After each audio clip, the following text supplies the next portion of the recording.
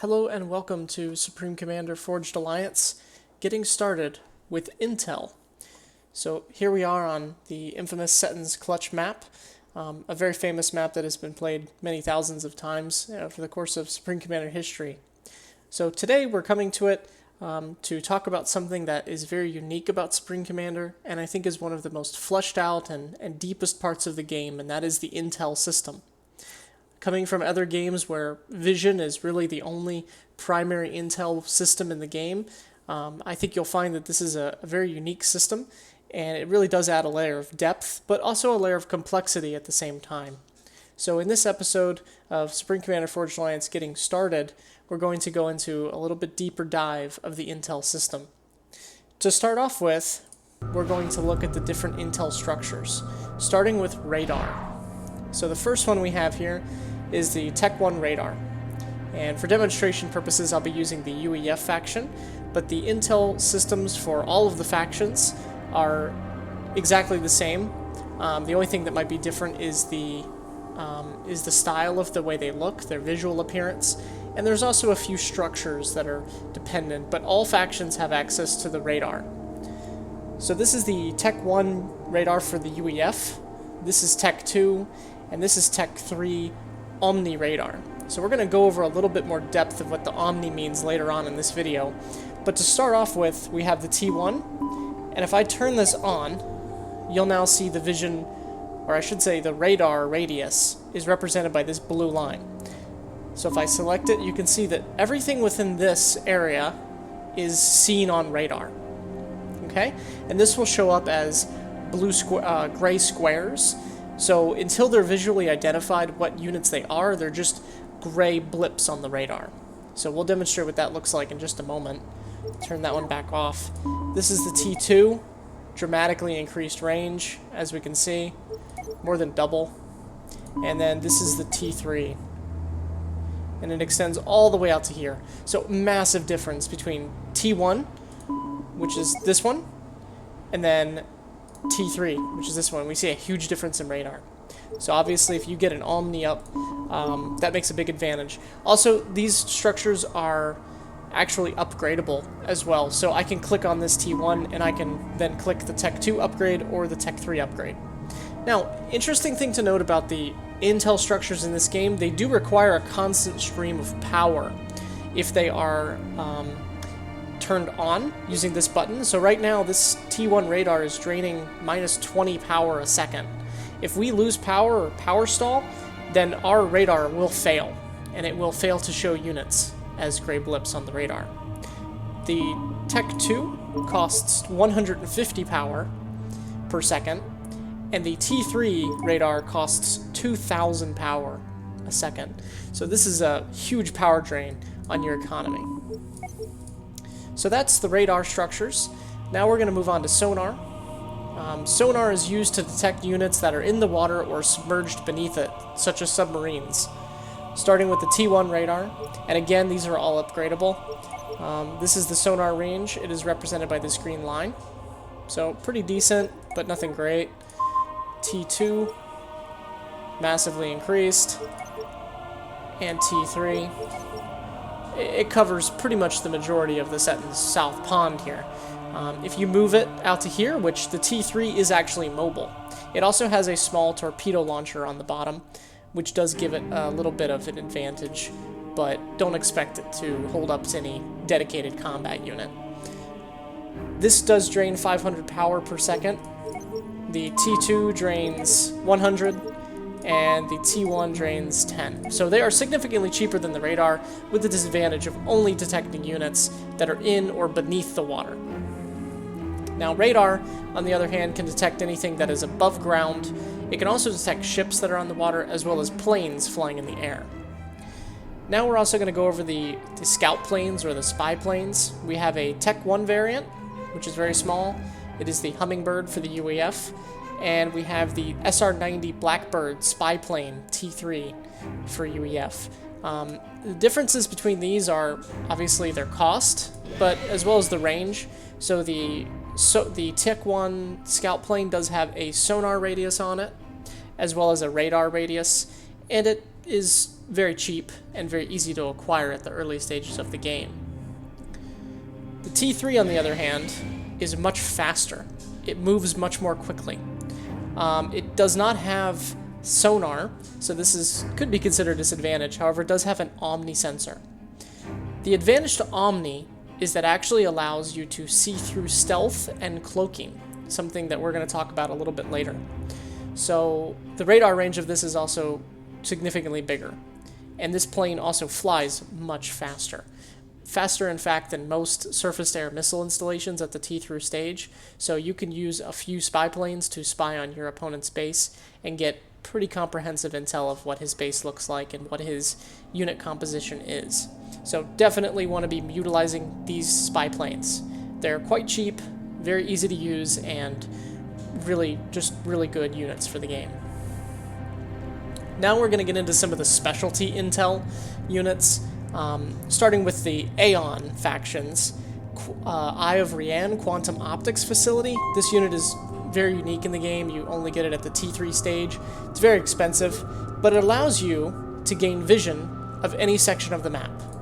So just by doing that, I now have vision. Now, note that vision is different from radar and sonar. So if there was a cloaked or stealthed unit here, I would not be able to see it. However, I do have vision, which does give you an excellent view of everything in this radius. So if I were to click that and use that, say for instance, here, it would give me an idea of what my opponent's base, the red Cybran up here. It gives me an idea of what he has. He has some factories and some engineers and a radar installation. So I'm able to view that. Now this does cost 5,000 power per second. So you can just use this button to turn it off and save on power when you don't need it. Another honorable mention as an intel structure would be the Novax experimental satellite system from UEF. The reason being is this unit what it does is it deploys a satellite into the game, into the map, and this satellite gives you vision as well as Omni and radar in pretty decent radiuses, in addition to having a laser beam. The disadvantage to this unit is it's very expensive. It is experimental status, and its damage, while seemingly impressive here, it has a very long reload on its laser. So, not something you can really rely on long term. However, in mass numbers, it is effective. Okay, so now we're going to just go over some basics of intel systems in action. How does this affect your gameplay? So first things first, we're going to start off by having this little base here. This is our team's base, the blue UEF. We have a small Tech 1 base here with a couple of T1 point defenses and a radar installation. Currently it's powered off, so we can't see anything. And aside from this enemy base here, we can't really tell that there's a threat imminently coming. But as soon as we turn on this radar, we now see these blips. These blips these diamond-shaped squares represent enemy units that are unknown. They're unidentified. We don't know what they are exactly. So we'll just go ahead and see what happens when we send these units here. So we'll send them on an attack run. And then we'll switch back. And we'll see as they approach, we still don't really know what they are. This is a grouping of about 15 Cybran Mantis at the Tech 1 stage. And we're going to see how our little base here fares.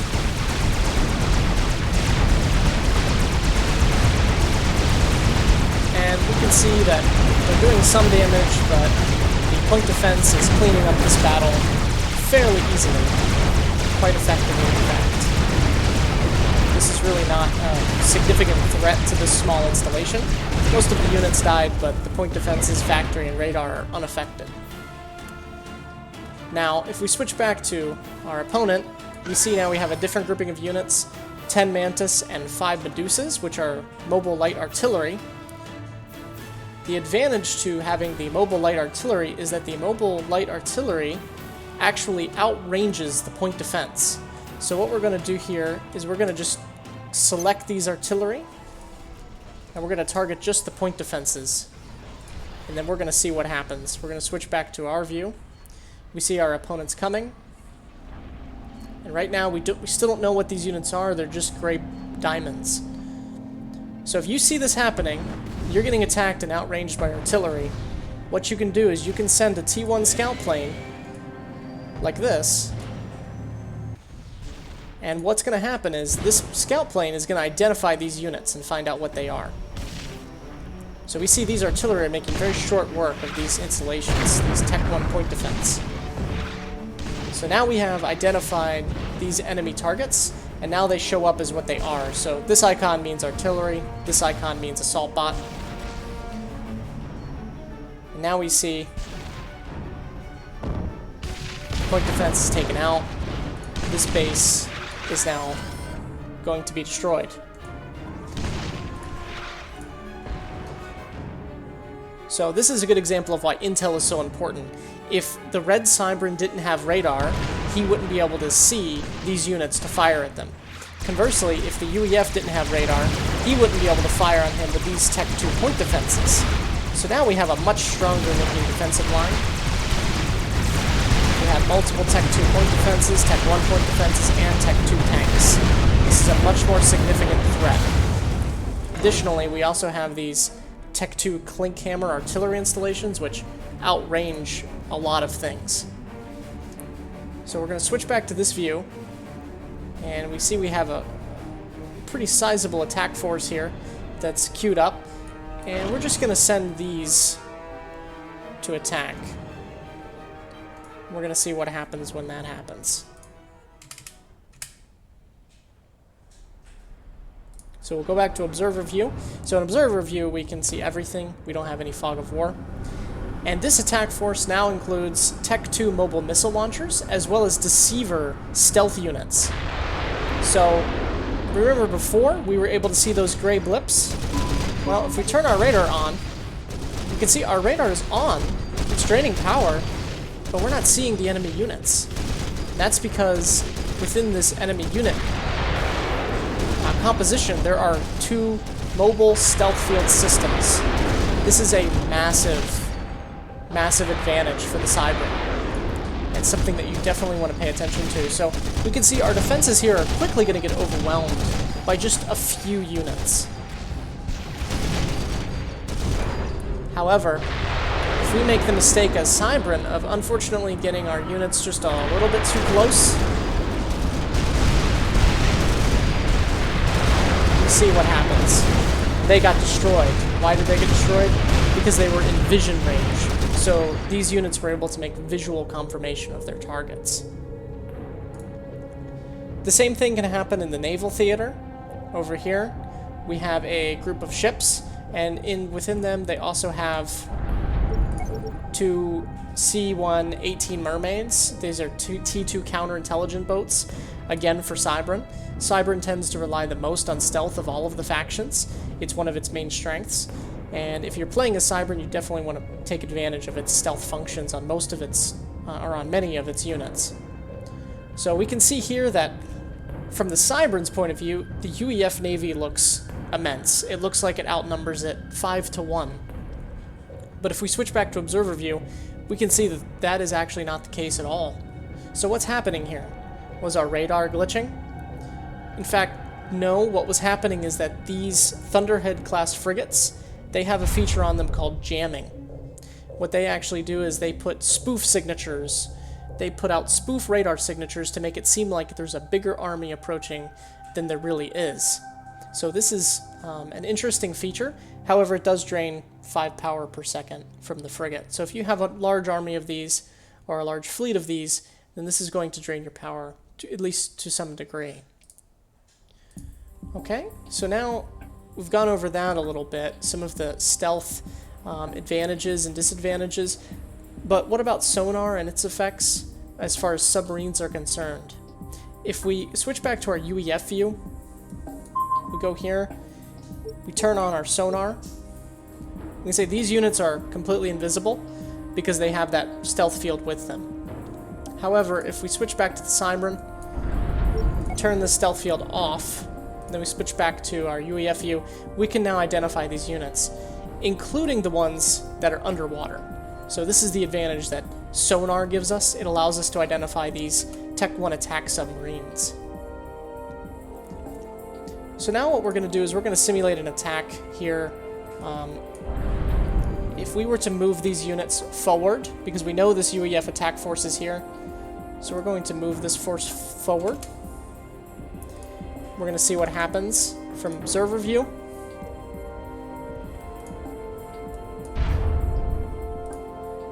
The advantage that the Cybran Navy has is its Tech 2 destroyers have a longer range of attack than the UEF destroyers.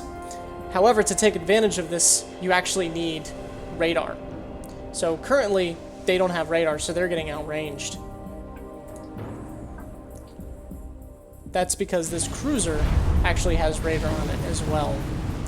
So if we were to delete this cruiser, now all of a sudden this force no longer has radar in it.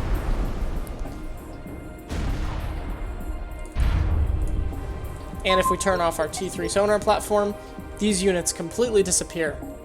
So now the UEF has no idea that this army is here, that this fleet. The Cybrans, however, they do know. And if they get just a little bit closer, their destroyers will begin to open range, will begin to open fire. We can see that here.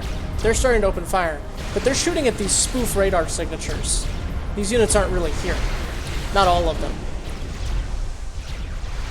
And now, as they get closer, now they're in visual range, so they all start to open fire. So you can see where this is a very large disadvantage. If you don't have the appropriate intel, then your units are going to be outranged, or they're going to be completely destroyed without ever even seeing their opponent.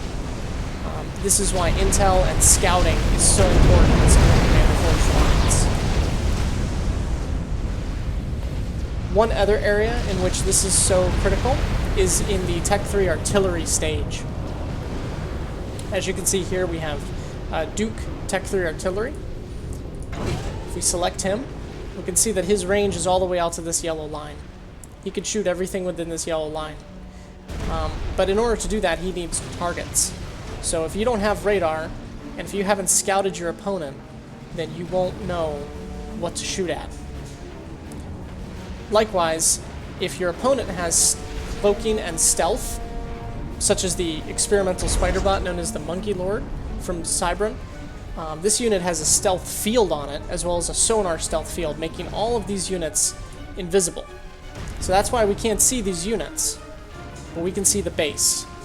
We can see the base because we've already scouted it, and buildings are persistent, however units are not.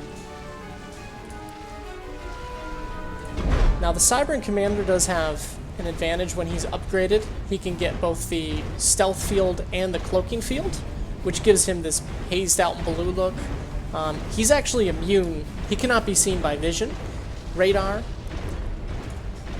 or sonar while he's in this while he has these upgrades. However, these upgrades are not cheap, and they do cost 3,000 power per second. However, it does give him a very large advantage. However, we already mentioned one of the counters to this, which is actually Omni. Quite a few units in the game have Omni, including the commander itself.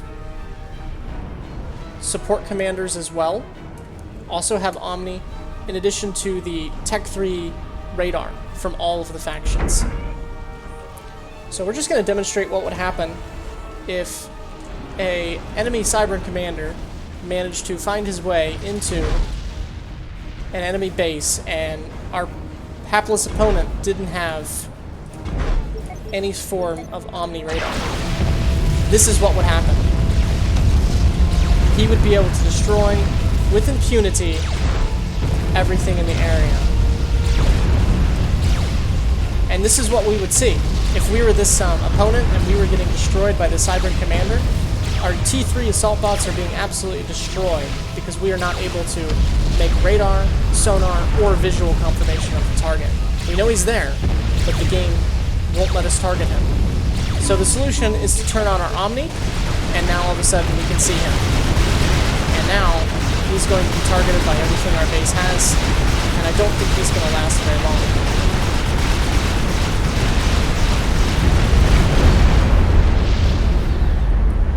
So this is why intel is so important. You don't want your commander to end up like our poor Cybran commander did here. Well, that does it for this episode of Getting Started with Supreme Commander Forged Alliance Intel. Stay tuned for more episodes that will be about other topics in the game, such as economy and advanced battle tactics. Thanks for watching.